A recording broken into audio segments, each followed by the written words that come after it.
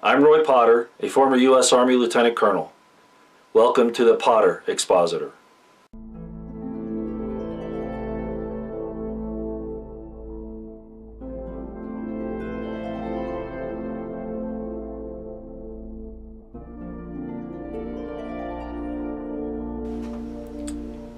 It's April 11th, 2017, and I wanted to clarify a few things here and maybe touch on a couple of other issues. Why did Trump think that he was going to influence the Chinese president with his attack on the Syrian airbase? You know, that's really going around in circles right now, and I'm hearing a lot of people say a lot of things that somehow that really influenced China. And they're saying, look, China put 150,000 troops on the North Korean border while our carrier group is steaming there. Wow, that shows that China switched sides, and there was something about a coal shipment that China turned back around. First of all, the Chinese put those soldiers on the border because they don't want, if a war breaks out, those North Koreans to be going into China. That's really the purpose of that.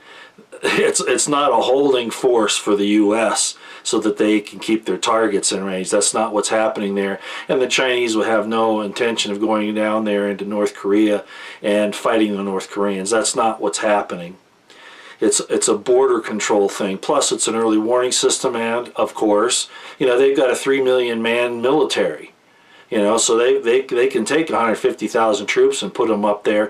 First of all, as a reserve. Second of all, as a protection on that particular flank, you could call it. Okay, so any idea that that's a move in favor of the U.S. is totally incorrect. That's the first thing. The second thing is, as I mentioned before, the Chinese aren't impressed by that fireworks display into Syria. And I mentioned the other day how China would probably ally with Russia if a big war turned out. Now, there's some other things here I need to throw into the mix. Let you make the decision. I'm not sure yet. I'm still looking at this. But wasn't it true that China went to Davos and told them that they would do, that China, telling Davos, that's the New World Order, that's all those people that are controlling the finances in the world scene, didn't that Chinese president tell Davos that he would help get Trump in line and force him back in the New World Order? If he has Davos behind him and the New World Order people, the Chinese president, what makes you think, or anybody would think, that he's intimidated by what Trump did or thinks he's going to do? Okay, that doesn't make any sense. More likely, Trump has submitted to the Chinese, and I know that's going to make a lot of people mad, but if China does help on this thing with North Korea, which I think would be a feint on their part, basically, a deception, then it's because Trump has actually done something that they've either called his hand, his bluff, know that he doesn't have the power he thinks he has, or whatever. Remember, the Chinese said that they would get Trump in line with the New World Order and the globalization of things.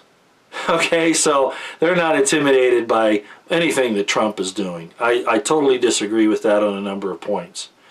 The question is, what side is China going to fall on? And this is where it gets interesting, because what country is actually fighting against the New World Order, trying to stay out of the international banking system right now, that's a superpower? Is it this one? Is it us? No, it's Russia. If China does not ally with Russia, it's only because Russia is standing against the New World Order, and China is the center. It is the model that the New World Order wants to place all over the world, along with Islam, or a form of Islam, as the world religion. So that's the only caveat about these two getting together. It all depends on what the U.S. does in the South China Sea, and of course in Korea. China hasn't backed down. China's not afraid of Trump. China didn't do anything because they're intimidated by Trump. That's just not true. I just wanted to make sure you understood that. Where they actually fall if this thing starts into a shooting war It all depends on how things, you know, look what happened to Russia. At first, you know, they had this pact with Germany that there wouldn't be a problem. And then Germany backed away from it and invaded them anyway. So it depends on what they see as a benefit. And that's just the way it is. Okay, I also wanted to talk about, again, this sarin gas thing that Trump's using. And I think you already know that I don't believe it was sarin gas. Some other people who have looked at this are like I am. Some of the victims that they showed, some of them were obviously injured by some other means, possibly physical asphyxiation, drugging, or something like that on some of the close-up shots.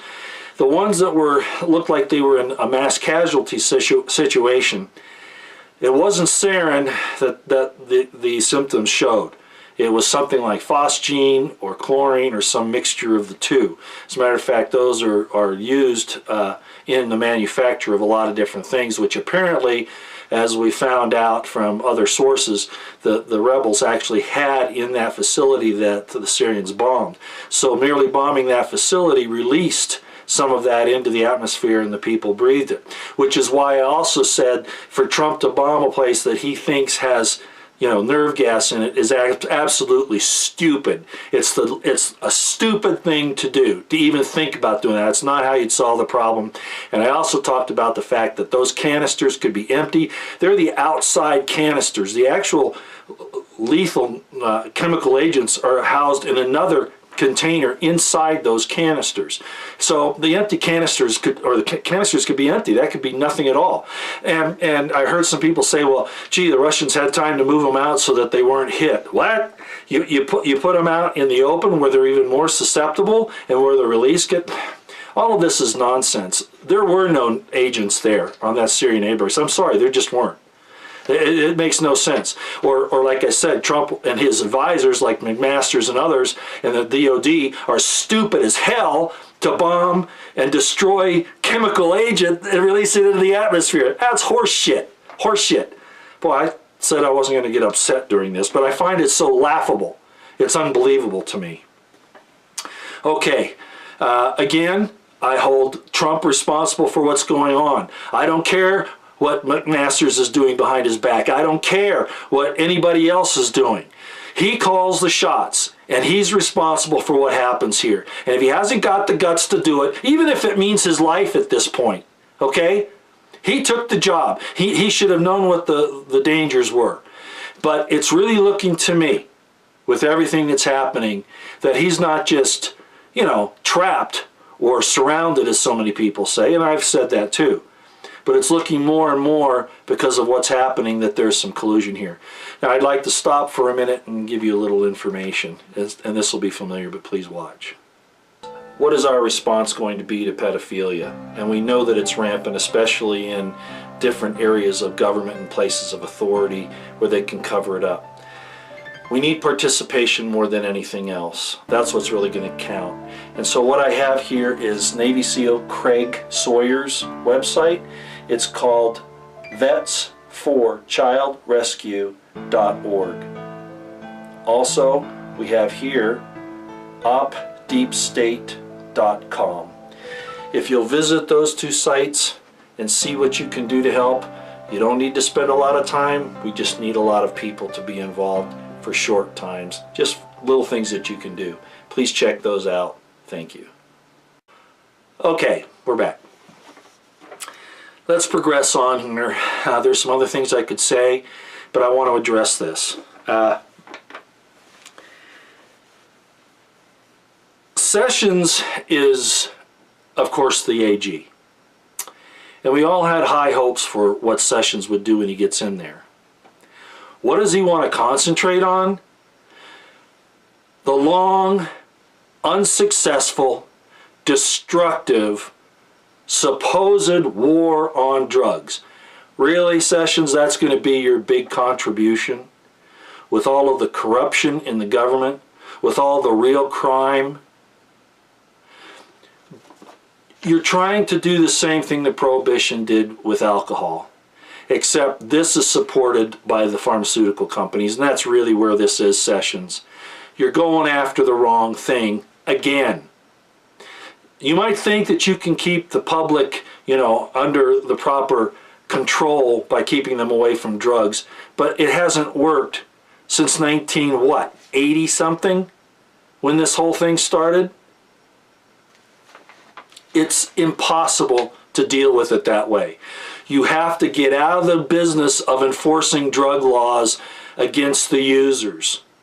You just have to get away from it. And the best way to do it is, there are some drugs you won't want to legalize, or let's say decriminalize.